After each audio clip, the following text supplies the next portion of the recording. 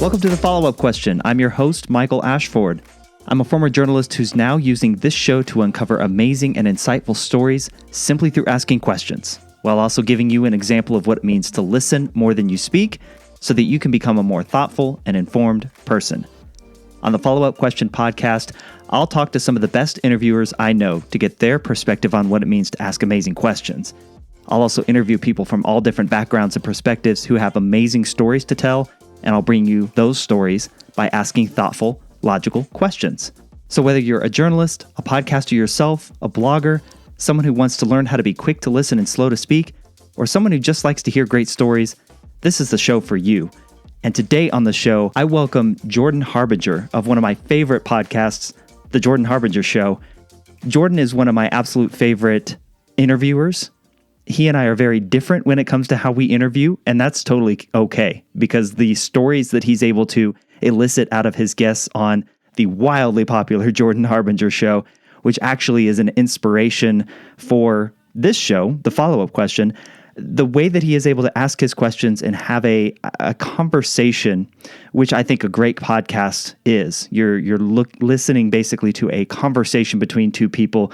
You're kind of a fly on the wall. He elicits such great answers and great conversation out of his guests because of his interview style, because of the way he asks questions and weaves them into just everyday conversation about the topic that they happen to be discussing. And I am thrilled that I get to welcome Jordan to the show today as we talk about what it's been like running a podcast for so long, as you'll hear him talk about, what it's like prepping for all the amazing interviews that he does, and how he approaches asking great questions. It's a fantastic listen. I know you guys are going to really enjoy it. I certainly did, and it was an honor to sit down and chat for a little while with Jordan. So here we go. Let's get into it. Here's my conversation with the one and only Jordan Harbinger. Well, hey, I wanted to start here. I've listened to your show for quite a while. Are you always just reading books? Like, is that how you fill your spare time? I definitely am always reading books. In fact, it's funny because I'm like, I like reading, but there's other times where I'm like, oh God, I've got to read that book by this time. Oh, I better read this whole book this weekend. So, which is fine. But after a while, you're like, okay, I have overbooked myself, no pun intended. And now I've got to read like 3 books before Wednesday, and it's, Friday of the week. So it gets to be a bit much. It can get to be a bit much. What is your process with that? I mean, I'm assuming you're trying to read as fast as possible, but also digest as much as possible. Do you take notes, like a highlighter? Are you a highlighter guy? Like, what's your process in just doing that kind of background for your interviews? Yeah, I am taking notes, and I'm taking a lot of notes, and I typically try to take between like 4 and 6 pages of notes for a show from a book, which is actually kind of hard because some books you end up with 2 pages and you're like, oh, what am I going to do here? And then some books you end up with like 8 pages and you're like, oh, what am I going to do here? There's too much. So it can become quite problematic actually to figure out the show flow from the notes itself. So I always have to go through and make sure that the notes are not going to control the show. You know what I mean? Yeah. Like, you don't want the notes to control the show because otherwise you just end up doing a book summary, which is not as exciting as a conversation. So the reading of the book is just like the beginning. But I do read pretty fast. I do audiobooks, and the reason I do audiobooks primarily is just because I can read fast and focus, and I can do it outside while walking, doing something else at the same time. Yeah. That is important for me. Otherwise, I mean, if I read a paper book, it might take me like a month. Or like 2 weeks. If I read an audiobook, it might take me like 2 days, 3 days. So it's a huge difference. I just couldn't do this. Like, I couldn't have done my job 20 years ago because although there were books on tape, most books were not. Right. And there certainly wasn't 3X, silence removal, 3X, this, that, and the other. There was like tape. Yeah. You listened at 1X. Right. It was far slower than actually reading. So what's your objective going into an interview, though? You've got a background in law, and I got to assume maybe that conflicts a little bit with wanting to have a conversation because you're just trying to get to the point in law. But you tell me kind of when you go into an interview with one of your guests, what's your objective there? Yeah, I want to get practical advice for the audience for sure, but I also want to have a conversation that's easy to listen to. I've noticed that a lot of shows either start off really not start off, but are either really formulaic where you've all heard those shows where the host has 7 to 10 questions that they always ask. Yeah. And it's like, what's something that, you like gonna put on a sticker or a billboard? And I mean, I'm not trying to like throw shade. That's a good fine crutch, but there's no value really in that mostly because most guests are going to throw out something that is the first thing on their mind. They're not going to think of like a really good message for that. So they're going to come up with something that's clever sounding, and that's not necessarily valuable, So I'm always trying to get practicals, but I also want to have a real conversation, and I don't need crutches anymore, I should say, in the conversation. I want to have an actual conversation with the person who's on my show. And if you can't do that, there's a problem most likely with you or possibly a guest selection issue. I mean, there's some people that just aren't good conversationalists. But as a good host, you should be able to get around that. I'm sure there are some people that are just so far into the like engineer brain that they can't have a conversation without being stilted, as I now get stilted right now. But there's people that can't have a conversation for whatever reason, and you should have screened those people out before you get them on the show. But most people, you should be able to get something interesting out of them as a host that has any level of skill. So, sure. I really do want to make it entertaining, but also educational. And I find that, you get comedy shows that are only entertaining, and then you get shows that are educational only, and they're a little dry. And then you get entertaining and educational, but then you start getting into like, is this really educational, or are we talking about how Atlantis was a real city and aliens built the pyramids, which is just like nonsensical baloney, and the host is just letting the guest ramble unchecked. So you have to be kind of careful. There are a lot of popular shows that do that, and I can't help but think you've got a good mix of education and you've got a good mix of entertainment, but now you're just having some blowhard sell his garbage theories that are based on like doing too much LSD or whatever. How do you mid-interview, what are the things that go off for you and your radar when you kind of feel a guest, like you just said, getting away from you and kind of going off the deep end a little bit? If I think it's complete bullshit, I will say that really sounds like bullshit. Can you justify that? And it depends on the level of rapport I have with the guest. Like sometimes I will literally say that, but other times I will say, hey, for a lot of people that might be kind of hard to swallow. But usually if I've done my homework, and I always do my homework, if I've done my homework on the guest, there's somebody with a load of crap is never going to really be able to get on the Jordan Harbinger Show. But let's say someone slips through the cracks, or I'm like, oh, here we go with this, aliens built the pyramids thing. I will simply do research on their argument and find out a good way to articulate my counter argument in a respectful way. So I had somebody who I was on their show, actually. They started talking about aliens built the pyramids, and I was like, this is a rambling tirade of nothing.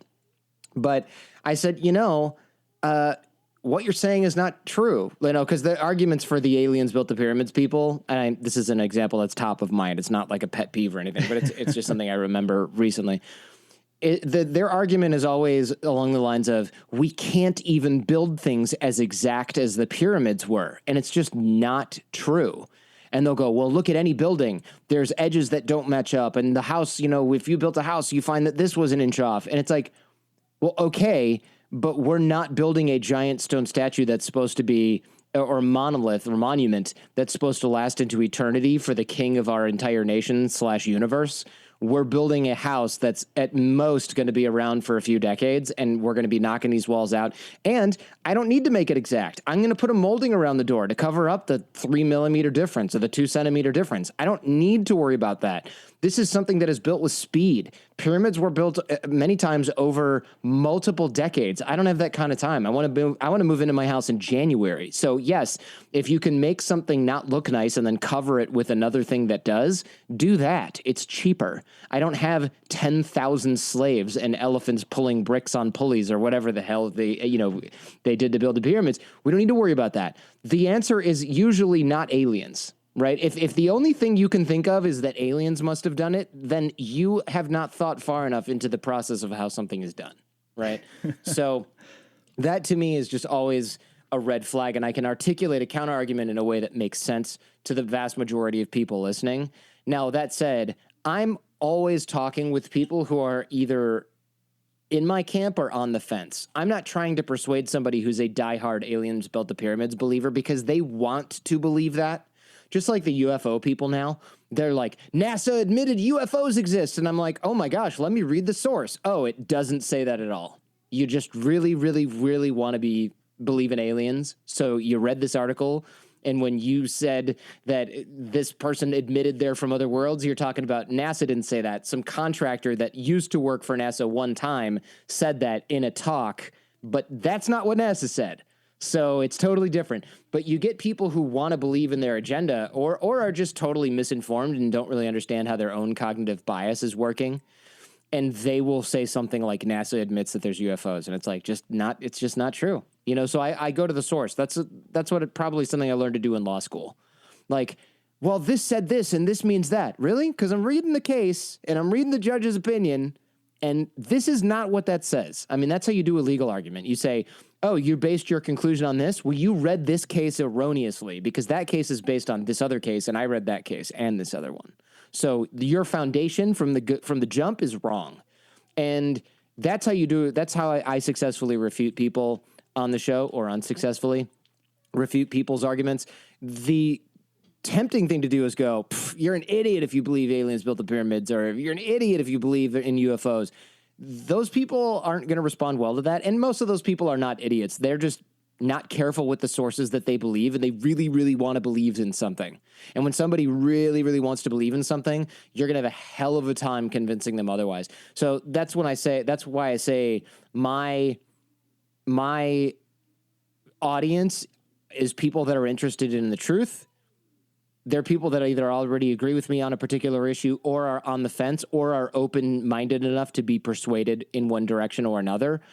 Like when I take down multi-level marketing scams, I'm not talking to somebody who is in their 5th year of scam number 84 in their life, hoping to get rich off Herbalife. Those people are usually not open to it. They get angry at me. They're like, I used to like your show until you started crapping on my favorite, insert Forex trading scam that they're into that week or whatever, right? So I don't care. Those people don't usually strike me as intellectual or interested in the truth. They're interested in me reinforcing their existing beliefs, which support scams and fraud. So I'm just not going to worry about losing those people as audience members. I just don't care, right? But you have to be careful because you can't only speak to people that agree with you on, let's say, a political issue or an issue that actually is worthy of debate.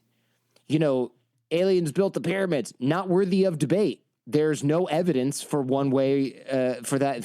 There's no real evidence for that, right? There's just a lot of gaps that people fill in, but it must be aliens, bro, right? Those gaps are not something that I'm not interested in that. I'm not interested in like taking your imaginary evidence and refuting that. I'm only interested in the real stuff.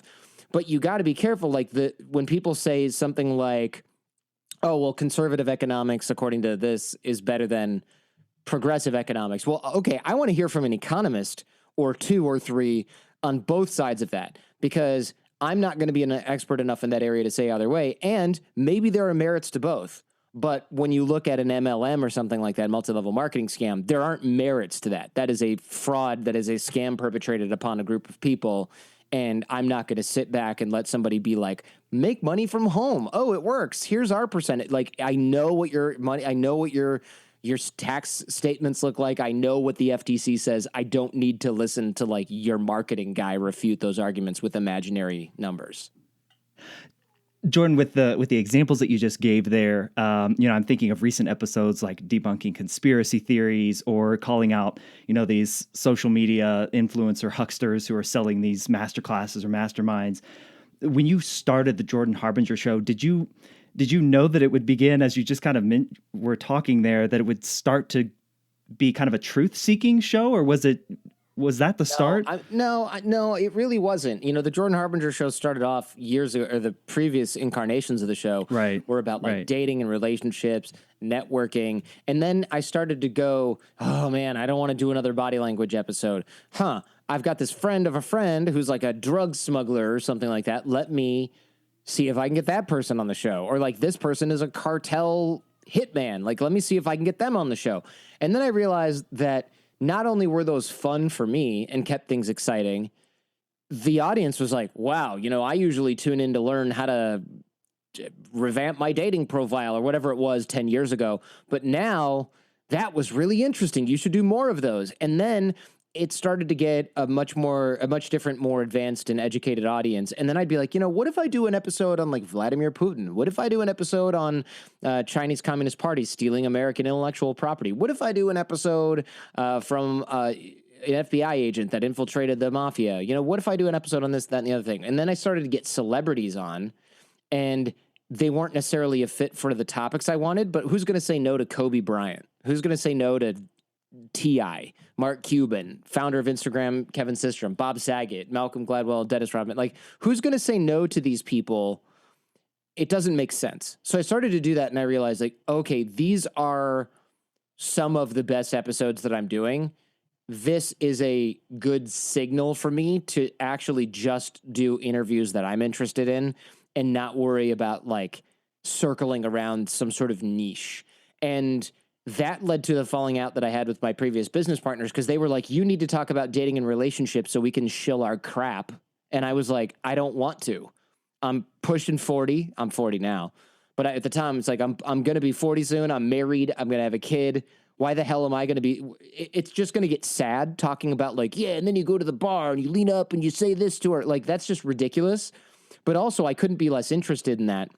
And they were like, well, you have to do that because you have to shill our crappy products and services that I candidly at that point didn't even really believe in anymore. I won't name check the company because it doesn't matter, but like, and for legal liability purposes, but like, that's not a good way to live. Like I see a lot of internet marketers and things like that, and people that do shows, and they're like, oh man, I have to talk about sneakers in every episode.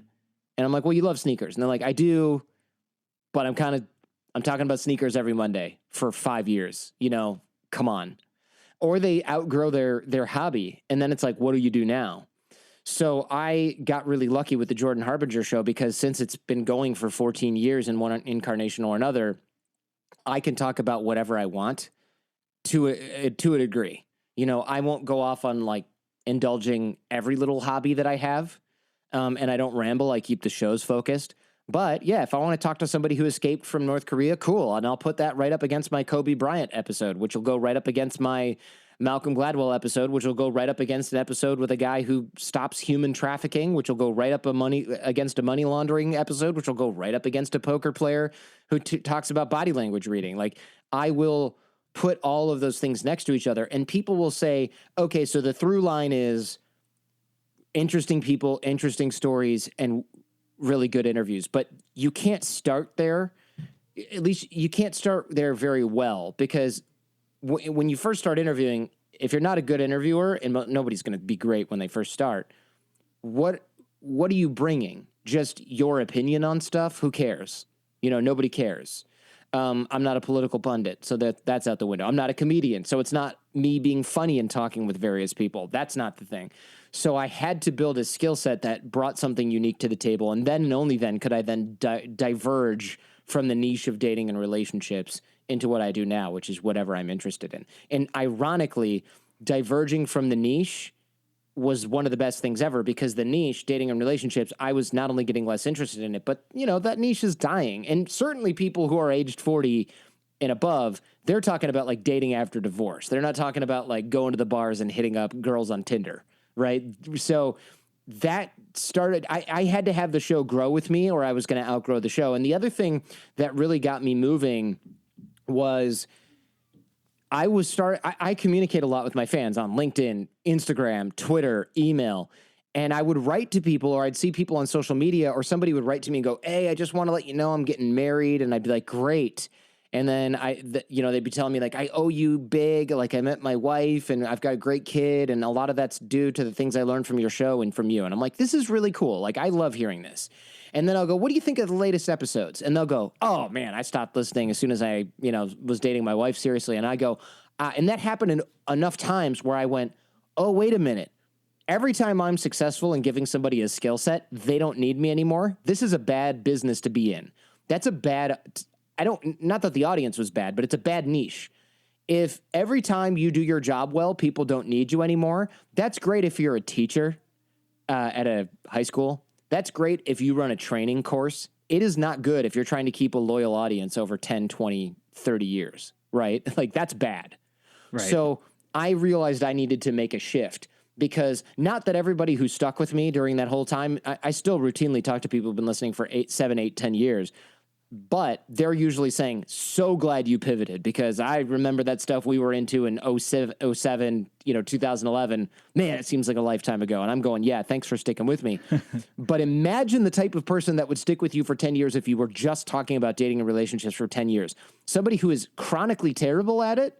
Maybe they need medical attention or some serious psychotherapy because they're still going to bars and trying to meet people and on the apps, even though it's been 14 years and nothing's worked out. Like that's bad. I don't know if I want to be hanging out with those people in a room. And if you're building an audience full of people you don't like, well, I've seen a lot of marketers that build businesses full of people they don't like. These the multi-level marketing people, the currency scammers. They hate their customers. They hate them. A lot of the self-help people hate their customers too, because they view them as beneath them and some kind of loser. I didn't want that for my audience. I wanted to get a note from somebody that said, "Hey, I'm a single mother of 2 and I'm a CPA in Boise, Idaho, and I love your show." I wanted to get those emails, not like, "Please help me, I'm on my last leg." I was getting a lot of those, and that was depressing. And I know a lot of show hosts get that too. Tim Ferriss, he did a post about this, so I don't think it's private.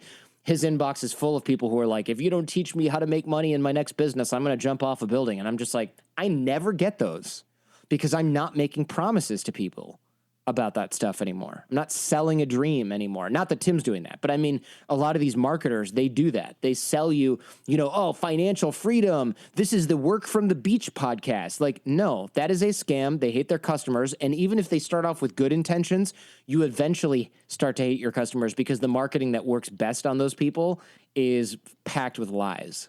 So I just made a conscious choice to not sell workshops all the time and courses. And it's not that everybody who does that is a scammer. It's just that all roads in those businesses, 9 times out of 10, maybe not all roads, 9 roads out of 10 lead to you losing or trading your ethics in favor of money. And I was like, I'm in a good place where my audience is big enough right now at the Jordan Harbinger Show that I can get paid by advertisers. I don't have to sell anything to my audience. If I sell something to my audience, it's going to be something that I'm like, this is so cool that I made it. And it's going to be a price that I think it's worth, not like I made another course, even though I've made 4 this month and this one is going to buy my new car. Because like you see these marketers and these people who are really like these influencers and stuff, they have to do a new course every quarter because that's how they're keeping the lights on. And the new course has to be bigger and better than the last one, has to be more expensive or whatever than the last one. It has to be marketed more aggressively than the last one. And I'm just like, no, thanks to that hamster wheel. I like being able to talk to a mafia enforcer and an FBI agent and a, professional athlete. And then my audience just goes, great. And then somebody like ZipRecruiter gives me $100,000 to do it. Like, that's the dream. Right. And people say all the time, you're leaving money on the table, Jordan, you're leaving money on the table. I know, but I've seen what it's like from people that squeeze every dime out of their audience, and it's kind of gross. So I just made a choice to live a really healthy living and be able to sleep at night also. And I don't regret it. Man, as you made that transition from your previous show to the style and the mode of where you're talking to people and you're hearing great stories, you mentioned in there, interviewing and how it's really difficult at the beginning. Other than just practice, what are some things that you can point to that helped make you a better interviewer, or things that you do right now that help you kind of keep the conversation going, ask great questions? Like, how did you approach interviewing to build up the confidence there, and how do you do it now? By the way, are my answers too long and rambly? Do you cut them, or are you cool with it, or how you feeling about that? I'm totally cool with it. Okay. The fewer questions I ask, the better. So okay, I just wondered because I was like, man, I'm on. No, one, no, so I love it. This guy's like, shit. If he shuts up, I'll cut some of this. Like I don't know. You're on a roll. Can you clarify that question a little bit more? So as you made the transition to giving dating advice and talking about from dating advice, from dating advice to you're interviewing up to the level of people like Kobe Bryant and T.I., like you mentioned, and all these people who have really interesting, intricate stories. You mentioned very early on that interviewing certainly is a skill and something that needs to be practiced. But I'm interested to hear kind of what's your process, or what are some things that you point to help guide a conversation. I would describe you as a very conversational style interviewer. And just was that your intent, I guess, and that's kind of wrapped up in the question is, how do you approach interviews and how did you, I guess, get better at them? Yeah. Yes, it was my intention because, and I think I sort of mentioned this earlier, but I don't know we'll see if it hit the cutting room floor, but we've all heard those hosts that say like, hey, what's your favorite book? Hey, all right, cool. What's your favorite gadget that you use? Great. Where would you rather live, New York or LA, and why? Those are the refuge of somebody who has absolutely no real interest in the guest, most likely. Like, my problem is never, oh my God, what's going to fill this hour? My problem is I only have 90 minutes. How the hell am I going to get all this interesting stuff in there? And I literally am going through my notes over and over, and I'm like, okay, this is more important. And then during the conversation, I highlight things where I'm like, I don't have time to get to that, but I want to cover it myself in the show close. So instead of saying, tell me that story about how you had a fake wedding in Thailand with all those arms dealers and you busted them, I'm like, that's going to take 10 minutes or more. I'm just going to, at the end of the show, say, and you got to read the book where he has a fake wedding in Thailand where all these arms dealers get invited and they bust everyone. And that's like, it's still kind of in the show and it's still exciting, but I don't have to get the full story. So I do work on a lot of skills by listening to my own game tape, listening to one of my own episodes every now and again. Probably not as much as I should, but definitely it's there. And also, I listened to a lot of hosts that I thought were good, and I found what I liked from them. Like Terry Gross from NPR, Larry King, kinda in some ways and not others. Mark Maron also. I mean, they're good. It's just that I took things and other things I was like, no thanks. So like Terry Gross, she's great. She's very like motherly and kind, but her thing is, I'm never going to put my opinion in the show. And I'm like, oh, I'm definitely putting my opinion in the show, because I keep hearing from the audience, hey, you should be more opinionated. People love when you get all fired up about something. People love when you do this, that, and the other thing. So I want to add my personality. Terry Gross is very calm and quiet. So maybe I don't mean this in an insulting way, but maybe she doesn't have the type of personality that should be opinionated during a show. Maybe that's just not what's going to work for her. But nobody's going to go to Joe Rogan and go, man, we would just really prefer if you stayed sober, you didn't smoke any weed, and you calmed down and you just toned down the jokes and you asked the same 20. No one's going to tell him that, right?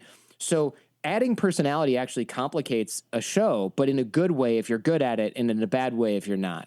So I err on the side of less personality, and I add bits of personality to make it the spice, not the dish. Because there are a lot of hosts that will have a guest on.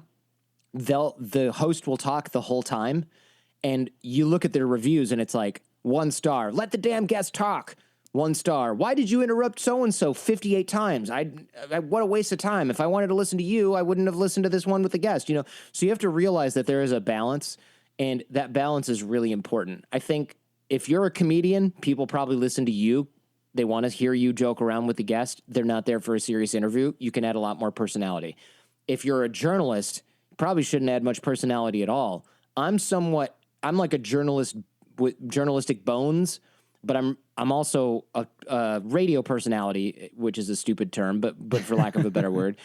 So I will input my own personality, but I'm not going to have Kobe Bryant on and then be like, it's the Jordan Harbinger Show, even though it literally is. But I'm not going to like take over and be like, let me waste 20 minutes talking about my opinion on things. No, I'm very aware that nobody really wants to hear from me in episodes like that. There's a time and a place for that. I had a conversation with an FBI agent who infiltrated the mafia this morning. I added a lot more of my own personality into that one, and we had a great time. It got him telling stories. It really went back and forth a lot, and it worked really well. You have to know when to do that and when not to, and I think that's a skill that you just build over time. But more importantly, you have to be able to have a really good, technically sound conversation. So like your audio's good, your format is good, your balance between you and the guest is good, the chemistry between you and the guest is good, you're really well prepared as a host, the guest feels really comfortable and at home, and then you at the highest level of skill of hosting, you have all those things in place, and then you somehow make the audience forget all of it, and it just sounds like two guys talking at a bar with no background noise, hopefully, right? So that's the trick. How do I make it sound like two guys chilling over a beer when you're under hot lights or they're in their, freaking home office with like the cat running around and I'm under hot lights, filming this and making sure that everything's working at the same time. But to the casual listener, it just sounds like I ran into my old friend Jack Garcia and there's just no noise and I just happen to have professional microphones handy and boom, we just got a great show out of it. Like it has to sound like there's almost no work put into it. And the way that you do that is by putting a shitload of work into it. When you go back and you listen to yourself, what are you listening for? There's a couple of levels to this. So when you first start listening to your own shows, all you're doing is cringing at your voice. Because it's like when you heard your voice on an answering machine for the first time and you were like, what the hell? I don't know how old you are. That was like I remember answering machines. No doubt. You remember answering machines? 36, so I'm good. That was the first time most people ever heard their own voice. Yeah. Unless they had a tape player as a kid or something that was a toy. But like, generally, that's the first time you hear your own voice and you're like, oh my God, this is terrible. So when you're new to the show, you're listening for your own voice. You're listening for verbal tics and flavels and things like that. You want to cut out filler words, like, whatever, all that stuff. Then as you get better at it, you start to listen for structure, awkward pauses. Did my question seem solid? Did it make sense? Was it clear? Am I rambling and getting caught? Am I not prepared for this? And I'm just going, so like when you were, let me back up. Like, those kind of flavels, you try to get rid of those. What I'm listening for now is primarily missed opportunities. So I have my journalist and writer friends listen for missed opportunities too. It's funny because whenever I say, can you listen to this? I'll send it to like a journalist buddy or a reporter or a writer. They'll always go, yeah, I'll take a quick listen and see if you missed any opportunities. They're never like, I'll take a quick listen and make sure your microphone was set up properly. I'll take a quick listen and make sure you don't have any awkward pauses. They don't say that. They know that missed opportunities are really like the currency now. So what I mean by missed opportunity is and I hear missed opportunities all the time with other hosts when I listen to their stuff. There'll be like an infectious disease specialist, and I'll look her up, and she was adopted from Africa and like moved to Canada and became an infectious disease doctor. And the host will say something like, so what got you interested in infectious diseases? Well, I was doing my MD at Stanford, and then I decided to go on to medical school because I decided that I would practice first and in a clinic, and then I got really interested in infectious diseases because they're such a scourge on humanity. And the host will go, oh, okay. Well, when you first started, they just go off on their next thing. And I'm going, wait a minute. This person's adopted from Africa by a family in Canada. There are a crap load of infectious diseases in Africa. Why didn't you ask if she had any reason to go into that specialty because she came from a place where infectious diseases are kind of like the dominant threat to every child, or man, woman, and child for that matter? And the host is just like, cool, check the box. or just wasn't prepared enough to make that connection. And you can really see when a host has not done the work. Everybody misses opportunities, so I try not to be like, this host sucks every time I hear one missed opportunity. For all I know, they did ask the question and it hit the cutting room floor because the person was like, yeah, I don't think my adoption had anything to do with my specialty. And you're like, okay, next. So we don't really know. But I listen for those missed opportunities because it is very easy to get caught up in your plan, in your notes, in your idea of what you think you're going to get from someone. And you should be able to be surprised by the guest, but also not really be completely taken aback. There's in cross-examination in the legal field, I'm a lawyer. I don't think we mentioned that. Maybe we did. Yeah. There's a cross-examination, an amazing guy in cross-examination. I wish I could remember his name. He's not with us anymore, but he was like the man when it came to cross-examination. And he has this lecture on YouTube that's just amazing. And what he says is he's got rules or commandments of cross-examination.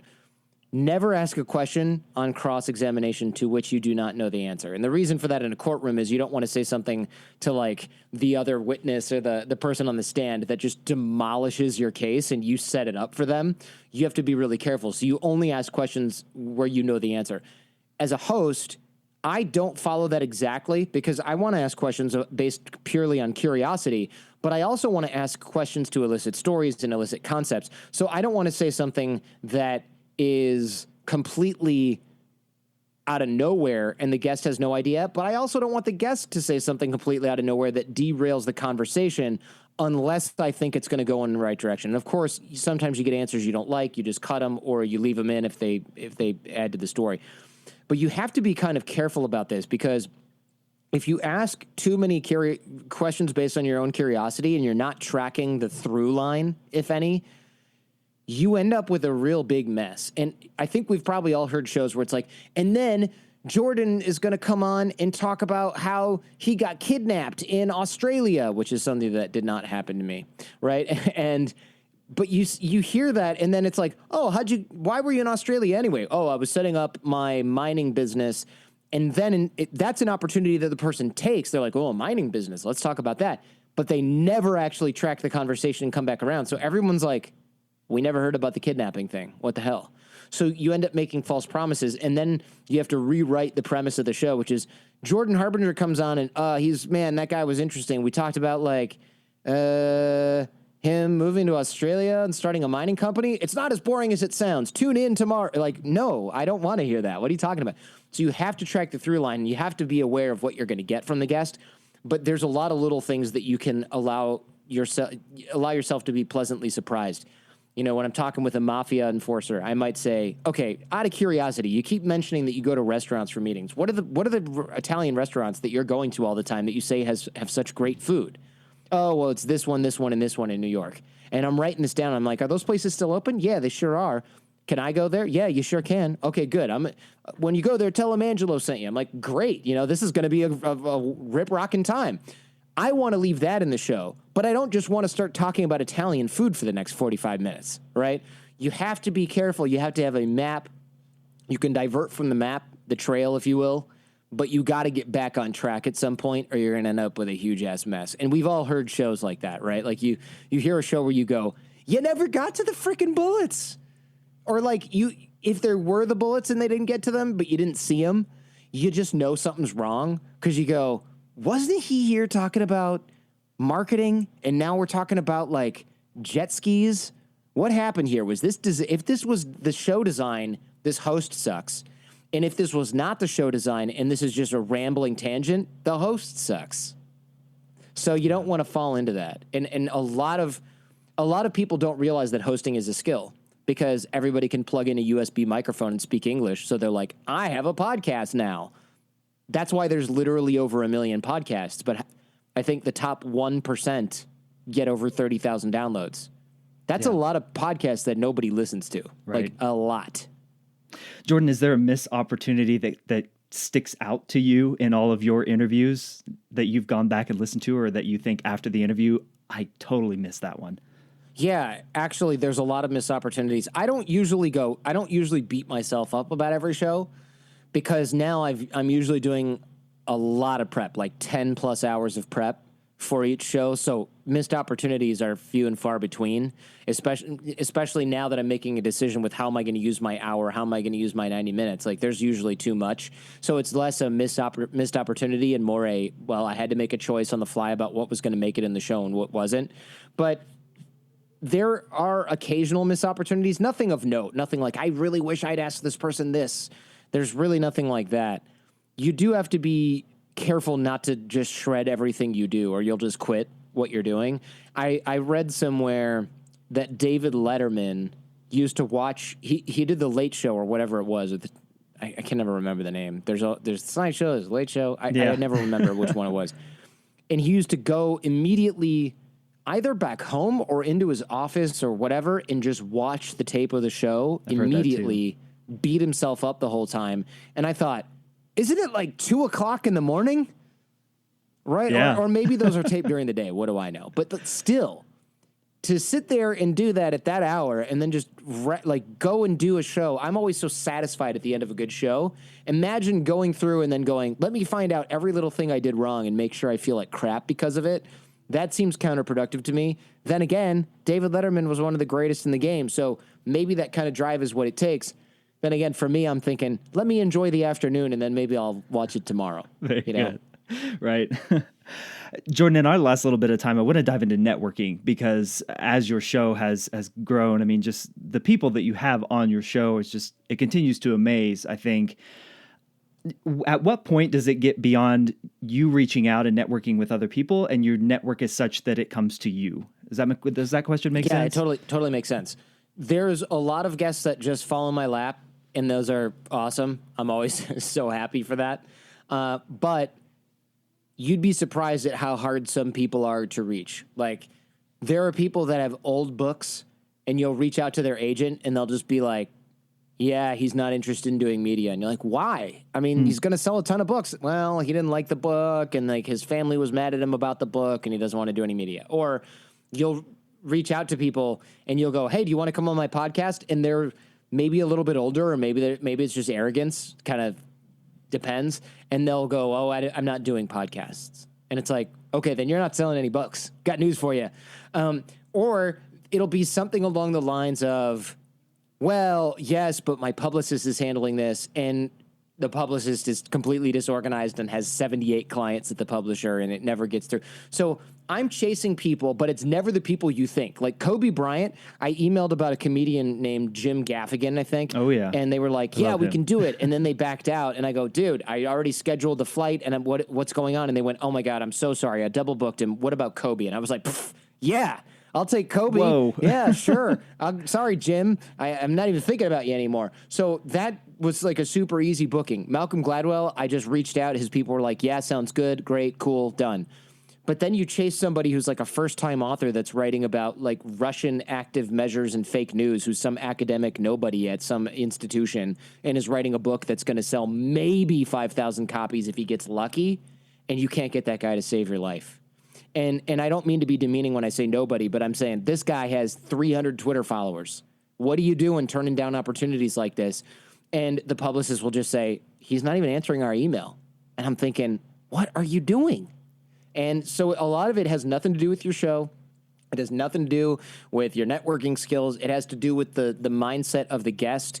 And, you know, a lot of these, it's kind of, it drives me nuts, but it's also a little bit of a sweet feeling in a way, and a bittersweet feeling, I should say, because I'll run into somebody at an event and I'll go, hey, I tried to get you on my podcast years ago. And they'll go, oh, really?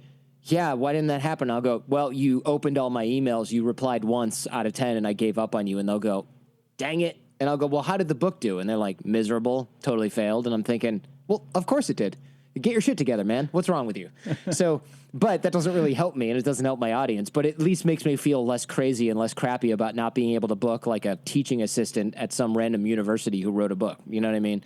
So I'm chasing people. I'm using systems. I'm using habits. I've got show bookers, but ironically, the people that are at the top of their game, like the Denzel Washington, they'll get back to you in 2 days with a no. Or a let's check back in October. They'll get back to you right away. It's the person who has a self-published book about hats that you just can't reach to save your life. And it's like, what is happening here? So it's kind of interesting because it makes you think, so wait a minute, the easiest guests to book are the ones that other people, everyone else thinks are impossible to book. So I've just started going for more of those because their people are organized enough and systemized enough to get back to you, even if you get a no. What's worse is just not hearing anything because you send 30 emails to somebody over the course of a year, and then you find out that, their publicist was getting them the whole time and just didn't have the freaking courtesy to write you back. That's the stuff that grinds my gears. To go a little bit off topic from that, still in the realm of networking, but I was reading a story about a presentation that you had given talking about how you were able through social engineering and cues to get information out of people. I believe they were top secret government contractors, and you were able to get information out of them just by posing as a LinkedIn recruiter and posing as somebody who was trying to get a job at that company, and the amount of information that you were able to get out of them. To loop it back to networking, I'm interested. How do you, I guess, determine, how do you spot signs of danger in networking when somebody's just trying to use you for something rather than to, as you say, build and grow your network? Are there cues? Yeah. Are there cues based on your experiences that you found? Usually it's a pattern of behavior. So there's anybody who thinks they can sort of read. There's all these people that think they can read body language. They'll go she looked to the left when she said that. She's lying. And you can tell that's the person who read one book on body language and is completely useless. Because the people who are really true experts at reading nonverbal communication know that you cannot tell if someone is lying. You just can't. You need a baseline. You need to know the person. You need to have a lot of experience over time. It's the same thing with networking. People will go, oh, this guy, seems a little overeager. I think this person's going to use you. Or, oh, this person's playing hard to get. They're going to be a pain to deal with. None of that makes any difference. I always help other people without the expectation or the attachment to anything in return. And so what that means for me is, okay, I want to just work with this person, help this person out, see if I can help them get what they want. But after a while, you'll find that there'll be people who ask you for things, and then when you need something from them, they either can't reply or they're like, okay, well, if I do this for you, you do this for me. And I'm thinking, but I just helped you 7 times and I didn't ask for anything. And now suddenly I owe you something back if I want to get this done. So it's kind of like if they need help, you help them. But if you need help, they need something from you before you help them. And I'm like, oh, I get it. You're a taker. This is a one-sided relationship. Or at worst, they're never going to do anything for you. You really can only tell from a pattern. So I don't keep score. If I help you 3 times and then you don't help me, I'm not going, what a user, I hate you. I'm just going, okay, maybe you didn't get a chance to help me. But if every time I ask you for something, you either require something in return or you don't answer me because I'm not important, then I realize, if you don't need something, you're not even getting my email, right? It's you don't even see it.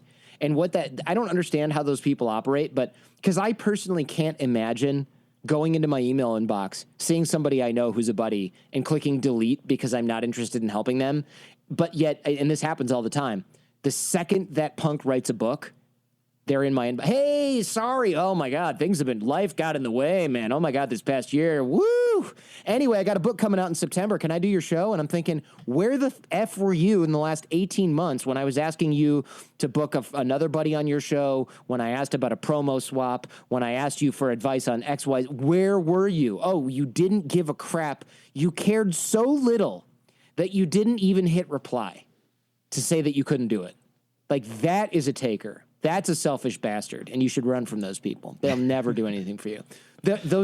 Ironically, those are almost always the same people who go, when you ask them for something, they'll go, Jordan, I always want to make sure that in any interaction, I'm giving value before I ask for anything in return. And I go, really? Because you had no problem asking me for a ton of crap over the last 2 years. But now I want an introduction to somebody who I know you know. And now suddenly you're lecturing me about providing value in return. Get out of here. And I won't deal with those people because what I found is usually the thing they're protecting, the relationship they're protecting, doesn't need protection. I'll talk to, this is a real example. I talked to this marketer guy and he said that exact phrase. Well, I always like to give value, because he didn't answer me twice. And I was like, are you okay? You're usually responsive. Well, I like to give value before asking for anything in return. I was like, this is the dumbest thing I've ever heard from you, internet marketer, who I've helped 1,000 times. Then I was like, well, if he's not going to introduce me to this author, I'll find another way. So I reached out to a friend of mine who's really well connected, and he goes, yeah, I'll introduce you to his wife right now. She handles his publicity. I reached out to her. She's like, hey, we'd love to do this. And I'm thinking, this is the person that was being protected by this marketer. I don't want to use this relationship. It's a big ask to get an introduction to them. No, it isn't. They just want you to feel like they're doing you a huge ass favor. Run from those people too, because if anyone's making you feel guilty or like you owe them one big time for doing something for them, they are going to nonstop bug you for crap. And you never want to be in a position where you owe those people anything, because they'll drive you nuts and they will leverage you to the hilt. And it's going to be irritating and it's going to be costly. Well, that'd be a fireplace to end it right there with that. But yeah. I do have one more question for you, man. Sure. You do so many of these. You do so many. You're talking with so many people. What's the one question that you wish people ask you more, or at all? I don't really have that. Yeah, I don't really have that. Like, there's probably something like that I'm just not thinking of, but nothing comes to mind right away. Let me think. If I had to come up with something, let's see. The question that I wish people asked me more. Or the thing you did a really good job here, so I don't think there is anything. Like, I think networking is an important skill. Most people never touch on that. A lot of people ask me, like, how do you grow your show? Which I think is just it's kind of like saying, how do I make money? Like, there's a billion ways to do it, and it's the wrong question. So the more detailed and actionable your questions are, the better. So I don't think there's like a single question where I'm like, nobody's asked me for the secret yet. Guess I'll never tell. I don't have that. Awesome stuff, man. Well, hey, I thank you for your time. I appreciate it. I've enjoyed it. Yeah, my pleasure. It's been awesome. So thank you so much. Rarely do I get a chance to just talk to myself for an hour like that. I'm just kidding. Rarely do I get a chance to talk about interviewing. So that's always fun. No, it's been great. I love it. Many, many thanks to today's guest, Jordan Harbinger. Please do me and Jordan a huge favor and share this episode with someone you know who might also find some value in listening to today's conversation. And listen, my show's not big as Jordan, so I got to do this. I got to ask for reviews. I can't stand asking for reviews, but it truly, honestly does help all of your favorite podcasters, including Jordan, and not just me, continue to do what they do and reach more people. So if you have it in your heart, please leave a rating and review of this show wherever you might be listening.